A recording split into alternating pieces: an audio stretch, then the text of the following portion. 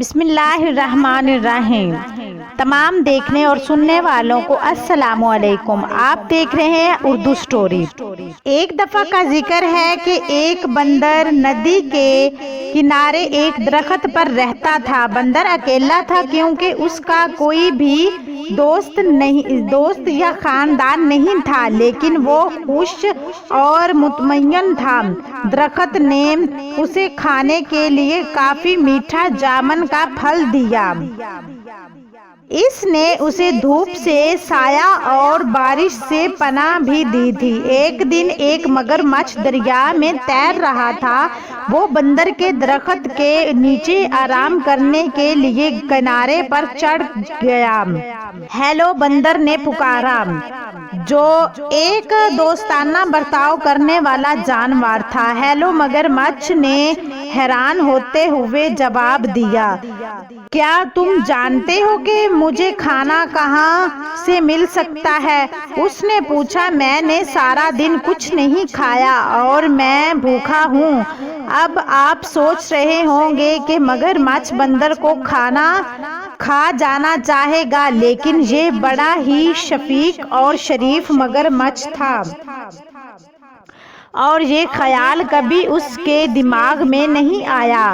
میرے درخت میں بہت پھل ہیں، کیا آپ کچھ کھانا چاہیں گے؟ بندر نے کہا، جو خود بھی بہت مہربان تھا۔ اس نے جامن کا کچھ پھل مگرمچھ کی طرف نیچے پھینک دیا۔ مگرمچھ اتنا بھوکا تھا کہ اس نے تمام جامن کھا لیے۔ حالانکہ مگرمچھ عام طور پر پھل نہیں کھاتے تھے، اسے میٹھا میٹھا پھل بہت پسند آیا، اور گلابی گودے نے اس کی زبان کو جامنی کا بنا دیا۔ جب مگرمچھ اپنی مرضی کے مطابق کھا چکا تھا تو بندر نے کہا، جب بھی آپ مزید پھل چاہیں گے واپس آ جائیں۔ جلد ہی مگرمچھ ہر روز بندر کے پاس آتا تھا۔ دونوں جانور اچھے دوست بن گئے۔ وہ باتیں کرتے، ایک دوسرے کو کہانیاں سناتے اور بہت سے میٹھے میٹھے جامن ایک ساتھ کھاتے۔ ایک دن مگرمچھ نے بندر کو اپنی بیوی اور خاندان کے بارے میں بتایا۔ بندر نے کہا، آج واپس جاتے وقت اپنی بیوی کے لیے بھی کچھ پھل لے جانا۔ مگرمچھ کی بیوی کو جامن بہت پسند آئے۔ اس نے پہلے کبھی اتنی میٹھی چیز نہیں کھائی تھی، لیکن وہ اپنے شوہر کی طرح مہربان اور نرم مزاج نہیں تھی۔ اس نے اپنے شوہر سے کہا، تصور کیجئے کہ بندر جب یہ جامن روزانہ کھاتا ہے تو اس کا ذائقہ کتنا میٹھا ہوگا۔ مہربان مگرمچھ نے اپنی بیوی کو سمجھانے کی کوشش کی کہ وہ بندر کو نہیں کھا سکتا، وہ میرا دوست ہے، اچھا دوست ہے۔ اس نے کہا، مگرمچھ کی لالچی بیوی نے نہ سنی۔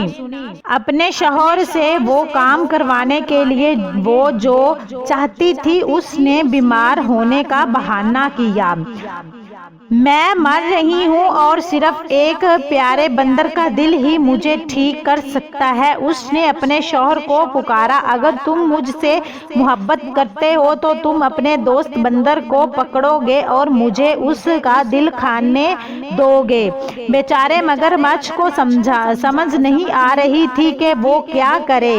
وہ اپنے دوست کو کھانا نہیں چاہتا تھا، لیکن وہ اپنی بیوی کو مرتے نہیں دیکھ سکتا تھا۔ آخرکار اس نے فیصلہ کیا کہ اسے کیا کرنا ہے، اور اگلی بار جب وہ بندر کے پاس گیا تو اس نے اس سے کہا کہ وہ اس کی بیوی سے ملنے آئے، کیونکہ وہ جامن کے خوبصورت پھل کے لیے ذاتی طور پر اس کا شکریہ ادا کرنا چاہتی تھی۔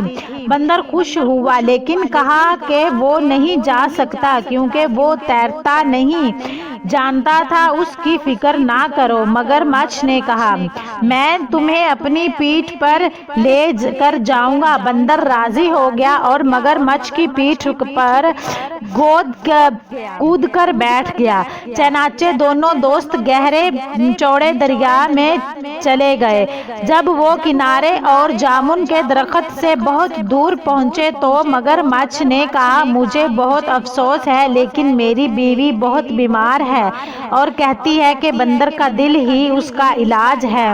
مجھے ڈر ہے کہ مجھے تمہیں مارنا پڑے گا، حالانکہ میں ہماری باتوں کو یاد کروں گا۔ بندر نے جلدی سے سوچا اور کہا پیارے دوست، مجھے تمہاری بیوی کی بیماری کا سن کر بہت افسوس ہوا۔ مجھے خوشی ہے کہ میں اس کی مدد کر سکوں گا، لیکن میں نے اپنا دل جامن کے درخت میں چھوڑ دیا ہے۔